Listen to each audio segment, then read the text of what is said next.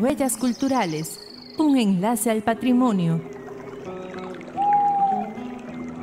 Hola, ¿cómo están? Un gusto recibirlos de nuevo acá en Huellas Culturales, un enlace al patrimonio, un programa del Museo del Jade y de la Cultura Precolombina del Instituto Nacional de Seguros. Les saluda su anfitrión César Barrantes y un gusto como siempre tenerlos acá para hablar de temas tan interesantes que tienen que ver con toda la oferta cultural y de conocimiento del Museo del Jade. El día de hoy nos acompaña Sergio García, a quien ya hemos tenido en otras ocasiones, y quien es arqueólogo del museo. Tengo que todo saludarte, Sergio. ¿Cómo estás? Un gusto como siempre tenerte acá en Huellas Culturales. Muchas gracias y yo encantado de poder compartir nuevamente acá y hablar un poco más de nuestros antepasados. Gracias, de nuestra historia, de lo que hace parte de lo que somos, una Correcto. Parte muy importante. Correcto. Hoy vamos a hablar de un tema que no solamente es histórico y no solamente es arqueológico, incluso puede ponerse un poco filosófico, ¿verdad? Sí, exacto. Porque vamos a hablar sobre la muerte, Ajá. sobre los rituales y las ofrendas funerarias de nuestros pueblos ancestrales. Uh-huh.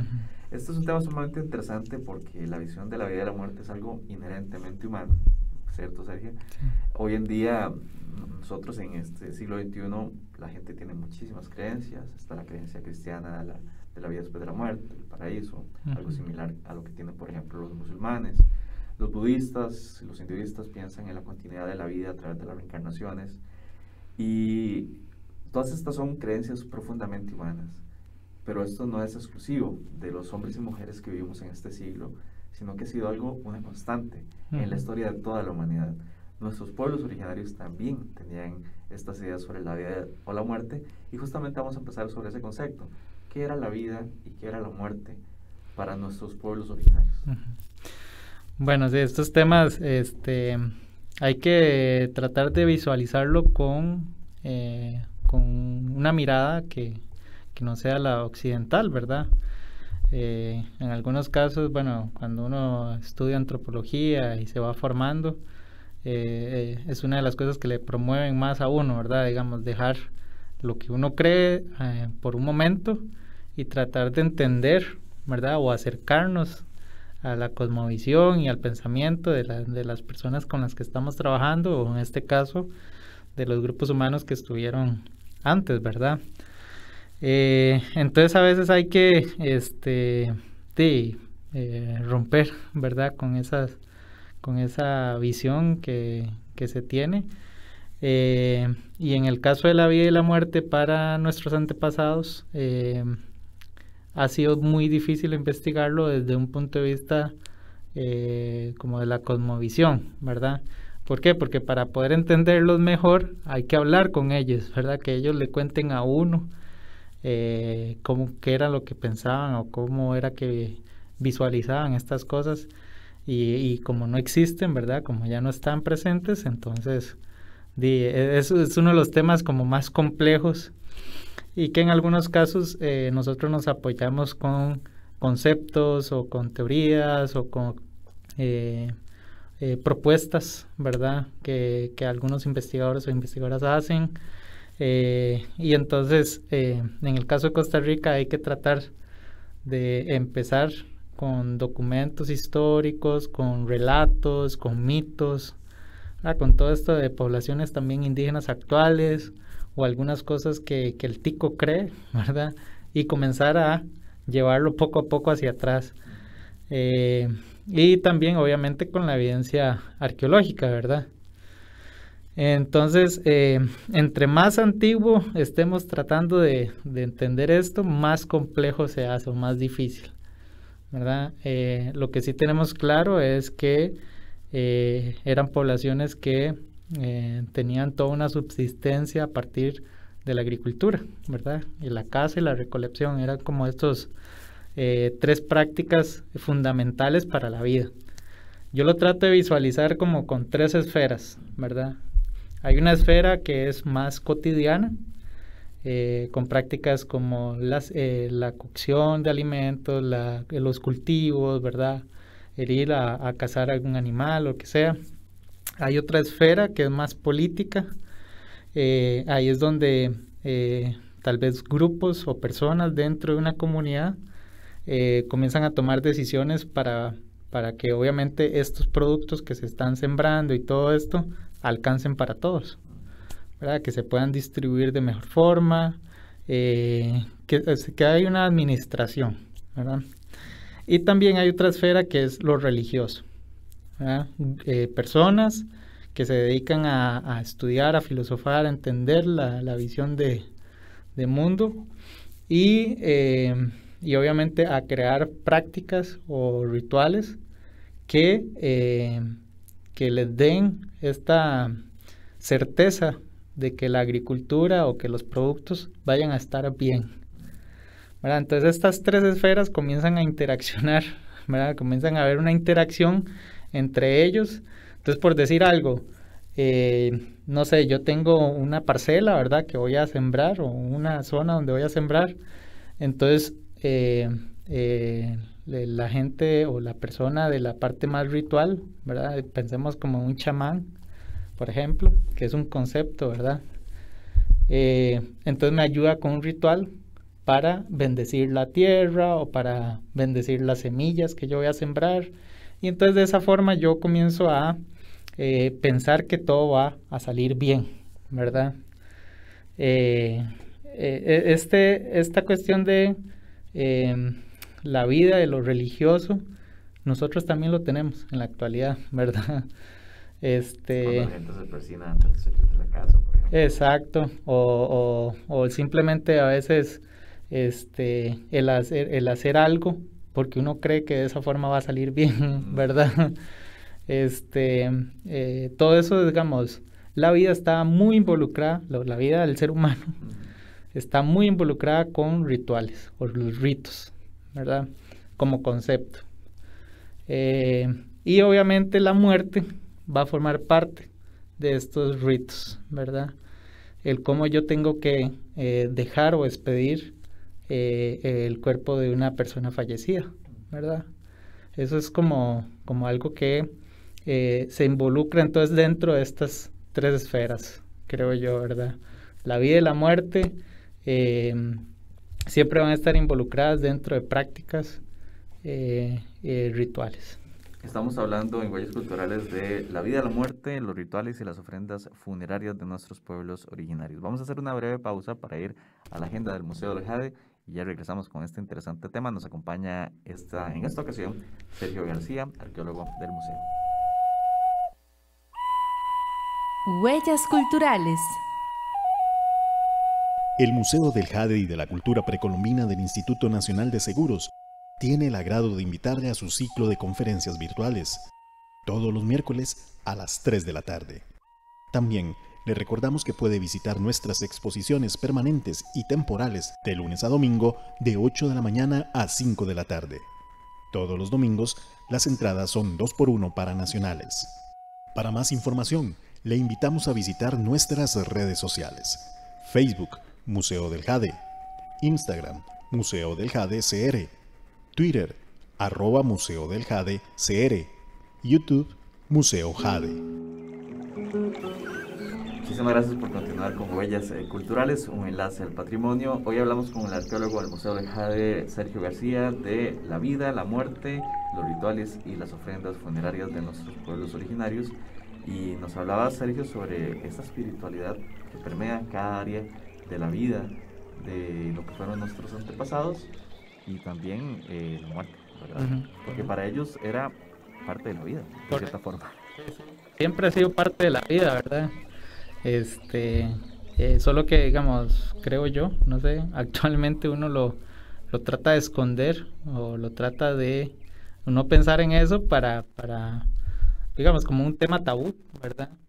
Pero en muchos documentos y relatos y cosas que hay en la investigación arqueológica y antropológica, se habla que más bien en el pasado era una celebración, ¿verdad?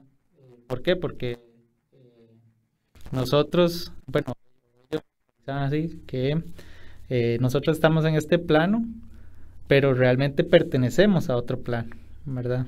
Entonces, cuando uno muere, realmente está regresando a donde debe estar, ¿verdad?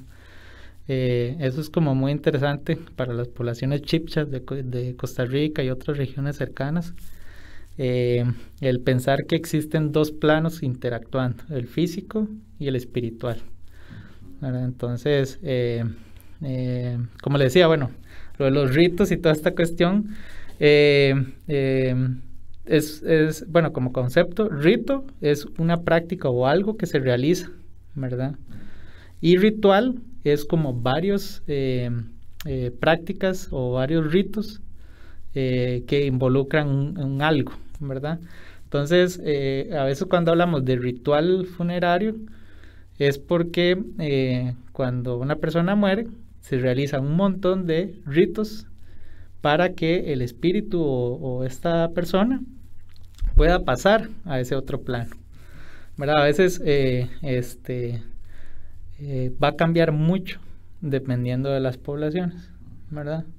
Entonces, en algunos casos en Costa Rica hemos encontrado restos quemados, completamente quemados. En algunos casos se depositan únicamente el cuerpo y dentro de esa fosa se queman. En otros casos se queman, me imagino, en una parte abierta y luego todas las cenizas y todos los restos lo depositan dentro de una vasija, ¿verdad? Todos estos actos forman parte de un ritual funerario. Y es cierto también, Sergio, que bueno, había todo por encontrar una palabra, no sé si es la adecuada, un andamiaje ritual y de diferentes individuos que participaban de esos rituales, que ayudaban al paso de un plano al otro, ¿cierto? Sí. ¿Quiénes participaban, además de la persona que fallecía y su familia? Esto por eso hay que como tratar de pensar en diferentes zonas del país, ¿verdad? Y diferentes épocas. Entonces, para las poblaciones tal vez más del Valle Central, el Caribe, la parte sur de Costa Rica, más asociada a estas poblaciones talamanqueñas, ¿verdad? Que en algunos documentos históricos se relatan. Existe todo un grupo dedicado únicamente para enterrar personas, ¿verdad? Podríamos decir que hay como personas seleccionadas dentro de clanes que se van a dedicar únicamente a enterrar personas. Así de importante. Sí. Y también tiene una lógica en relación a el manejo del cuerpo, ¿verdad? Porque a veces no se sabía de qué murió la persona. Y ahora lo vemos con lo de la pandemia y todo esto, de que entre más en contacto esté uno con una persona fallecida, se puede contagiar de esa enfermedad, ¿verdad? Entonces tiene mucho sentido, tiene mucha lógica que estas personas se dedicaran únicamente a tocar el cuerpo. En algunos casos se habla de que, bueno, cuando una persona fallece tiene un ña, ¿verdad? Que es como algo contaminado, está contaminado, pero no en mal sentido, ¿verdad? Un virus ahí que ande, sino simplemente que ya, digamos, ya ese cuerpo hay que manipularlo. Entonces, ahí es donde ya vienen estas personas. En algunos casos se habla de que el cuerpo se envuelve en hojas de bijagua, ¿verdad? Y se coloca en una zona alta a esperar a que el cuerpo se vaya descomponiendo. Hay otras zonas del país que más bien se habla de que en la misma casa de habitación se deja un espacio, ¿verdad? Para que el cuerpo esté ahí por cierto tiempo. También hay mucho uso del humo. En algunos casos se ha visto que más bien el humo lo que permite es como de esto hollín y todo ¿verdad? El humo más bien permite que la carne no se descomponga, ¿verdad? Permite como este proceso lento. Se hace con las carnes secas, ¿verdad? El ahumado de las carnes y todo esto.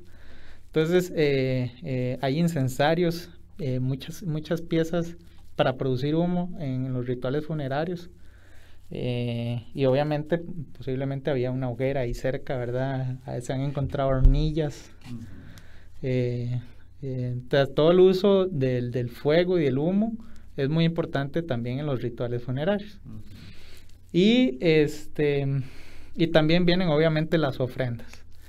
De hecho, ayer estuve en una charla muy interesante que se hablaba de las miniaturas, ¿verdad? Que que la propuesta de este investigador es que las miniaturas se utilizaban como representación de las piezas reales, ¿verdad? Ya que no, digamos, no se puede llevar, digamos, el arco, ¿verdad? Entonces hacían un arco de madera pequeñito o cosas así, ¿verdad? Iban ofrendando diferentes tipos de piezas. Y en algunos casos también se habla de que más bien las comidas o los productos que a esta persona le gustaban se le colocaban en las vasijas, ¿verdad? Para que se las llevara a este otro plano. Y obviamente también están las piezas de prestigio, en este caso el jade, ¿verdad? Muy importante como un símbolo de estatus y poder para la otra vida, ¿verdad? Y luego posteriormente va a ser el oro. Entonces, todas estas prácticas funerarias que hemos visto en Costa Rica siempre hablan de estos dos planos, ¿verdad? De las cosas que en vida esta persona tuvo y las que va a requerir para la otra vida. Ahora bien, ahora que mencionabas esto de las miniaturas, evidentemente esto dependía de la jerarquía de la persona. Nos imaginamos que un ritual y un enterramiento de una persona muy importante en la comunidad era mucho más, podríamos decirlo, costoso, complejo de lo que era una persona de estrato más humilde.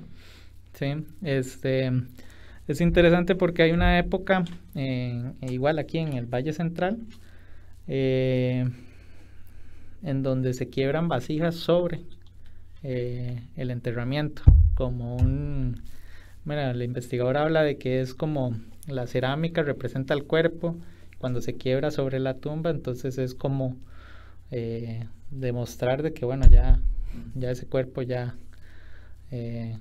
cambia a otro plano, ¿verdad? Y también se ha visto que obviamente hay tumbas que tienen muy pocas piezas quebradas y otras que son inmensas, ¿verdad? Y también lo vamos a ver en sitios como Guayabo de Turrialba, en donde hay enterramientos cerca, ¿verdad? De las plazas o en otros espacios, y hay montículos con enterramientos principales que nosotros decimos. Entonces, claro que hay diferenciación social, ¿verdad? Y claro que en algunos casos se ha dicho que esta diferenciación social no solo es económica, sino también, podríamos decir, como cultural, no sé, ¿verdad? Entre mejor fue esa persona en vida, entre más personas ayudó y más vínculos tuvo con personas, más ofrendas van a venir a depositar la gente, ¿verdad? Tal vez no al nivel de jades y de piezas como de alto valor, ¿verdad? De la élite, pero tal vez muchas ofrendas en cerámica, en madera, cestería, ¿verdad? Que obviamente eso se descompone, pero pudo haber sido depositado. Entonces a veces hemos encontrado enterramientos con mucha cantidad de piezas, ¿verdad? Y por allá encontramos una con tal vez no muchas, pero con un jade. Y entonces ahí es donde se ve tal vez esta afinidad más cultural o más social que algo más de élite, ¿verdad? Entonces esos son temas también interesantes de cómo la gente se despide de las personas fallecidas, ¿verdad? Incluso recuerdo que una vez mencionaste un enterramiento que ustedes encontraron en Tibás, me parece. Ajá. Que era de un hombre joven, pero que parecía que era bastante importante. Claro, ¿cierto? Sí, tenía unas piezas de jade bastante grandes y una de un estilo mesoamericano, ¿verdad? Entonces con solo eso ya decimos, claro, a algo, esta persona joven, algo ya en vida tenía un estatus muy alto para vincularse con personas mesoamericanas, ¿verdad? Esos son como cuestiones muy interesantes. Mencionabas algo muy, muy interesante, Sergio, de estos enterradores que se dedicaban exclusivamente a esto y de los casos en que no se sabía por qué moría la persona, pero también hay casos que era muy claro, por ejemplo, un guerrero. Los rituales variaban de acuerdo al tipo de muerte que se tenía, ¿cierto? Si usted era un guerrero, si había muerto por parto, por algún tipo de enfermedad conocida por ellos, no era un tipo de enterramiento para todo el mundo, un tipo de ritual para todo el mundo, ¿cierto? Claro, sí. Sí, de hecho, bueno, en documentos históricos sí hemos visto que a veces la muerte cuando era como en un conflicto, ¿verdad? Una guerra o algo así, una batalla.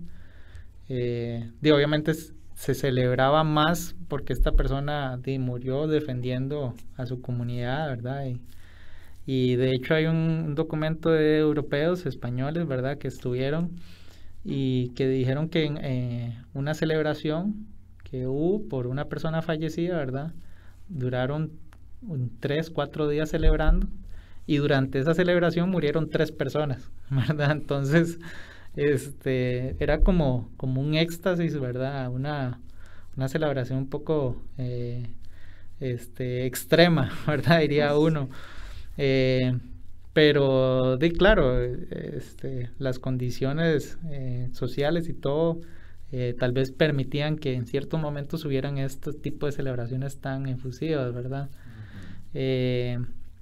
Y de eso se ve en otras partes, ¿verdad?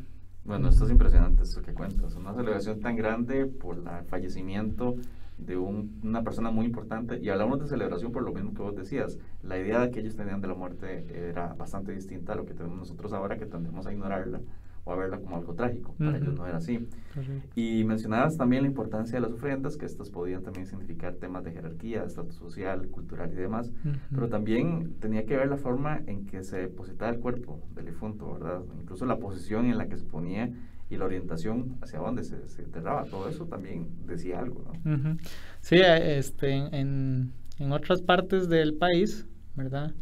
Por ejemplo, en Guanacaste, hay enterramientos que son como comunitarios, ¿verdad? Entonces se ve muy similar todos entre sí. Hay otras partes como en el Caribe, donde sí se ve un montículo, ¿verdad? Y que en la parte principal sí hay un enterramiento bastante grande, extendido, ¿verdad? Y en otros sectores más bien son como osarios, parecía, ¿verdad? De hecho, en algunos casos se ven como depositan el cuerpo de un individuo. Tiempo después, tal vez falleció alguien de la familia o alguien cercano a ese individuo. Entonces mueven los huesos y depositan el cuerpo de esa otra persona ahí.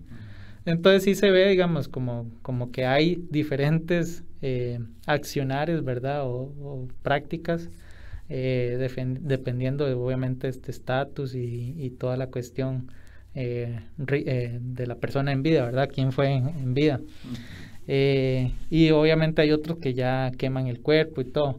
No se ha visto digamos, la dirección. En algunos casos se había visto que algunos enterramientos quedaban viendo como hacia el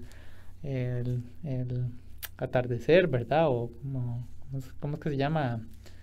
Bueno, hacia la dirección donde el sol se esconde, ¿verdad? Y luego en otra parte más bien era muy irregular, ¿verdad? Esta dirección. Entonces a veces uno dice, no era tal vez así. O puede que en algún momento se pensó o se dejó de practicar, ¿verdad? Podría ser. Pero sí, digamos, se ha visto que las zonas altas suelen ser zonas de enterramiento. Entonces cuando uno va a ciertas zonas del país y le dicen, es que en aquella parte dicen que hay enterramientos. Y uno dice, claro, posiblemente sí hay, porque es una zona alta, ¿verdad? Entonces es muy variado, la verdad. Uno podría comenzar a hacer como una descripción de muchos enterramientos, ¿verdad? O prácticas de enterramiento. Y con diferentes tipos de ofrendas y todo. Entonces yo creo que va un poco más como al individuo en vida, ¿verdad? ¿Cuál fue el rol que cumplió esa persona? ¿Qué tantos vínculos creó durante su vida? Y obviamente dentro en qué sociedad o qué grupo participó, ¿verdad? Y así va a ser su enterramiento, sus ofrendas y sus prácticas. Lo que sí parece claro, Sergio, ya para ir concluyendo, es que no importa la sociedad del momento, porque estamos hablando de diferentes sociedades ancestrales a lo largo de muchísimos siglos, ¿verdad? Correcto. Parece que todas tenían muy claro que este plano, terrenal, era solamente uno. Exacto. O sea, que no era solamente uno, sino que había, o sea, que además de este plano, habían otros más, y que cuando se moría, iba a ese otro plano. Sí. Por eso su visión, digamos, menos trágica del paso Sí. de un plano a otro. Sí, y también es claro aclarar eso de que más bien nosotros pertenecemos a ese otro plano, ¿verdad? Hay un relato... Que está en la antesala, está bien la antesala. Exacto. Hay como un relato, o sea, nosotros venimos como a hacer algo, ¿verdad? Y ese es el relato que le cuento. En poblaciones Bribris y Cabecar está este individuo Cibú, ¿verdad? Que es como una persona o un chamán muy poderoso y que ayuda a la humanidad y todo. Pero también hay otro ser que se llama Zulá. Y Zulá más bien lo que hace, se encarga es de hacer a los humanos. Entonces ella utiliza arcilla, utiliza agua, utiliza semillas de cacao y otras cosas para crear al individuo. Entonces en ese relato lo que dicen es que durante Zulá va haciendo a la persona, le va preguntando, ¿usted va a poder hacer tal cosa en vida? Entonces dice que la figurita de barro le dice si sí o no. Dependiendo de la respuesta, entonces ella agrega, o bueno, este ser agrega cosas, ¿verdad? O quita, ¿verdad? Eso es como ir haciendo. Entonces, durante esta fabricación, le dice qué es lo que tiene que venir a cumplir en vida. Y ya nace, ¿verdad? Y cuando muere, dice que la figurita regresa a Zulá y le dice si logró cumplir ese cometido en vida o no.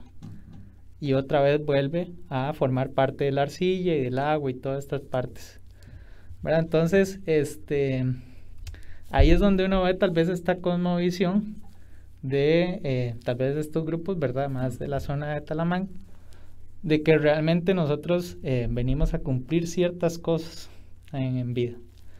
Y que más bien nosotros somos seres que pertenecemos a otro plano.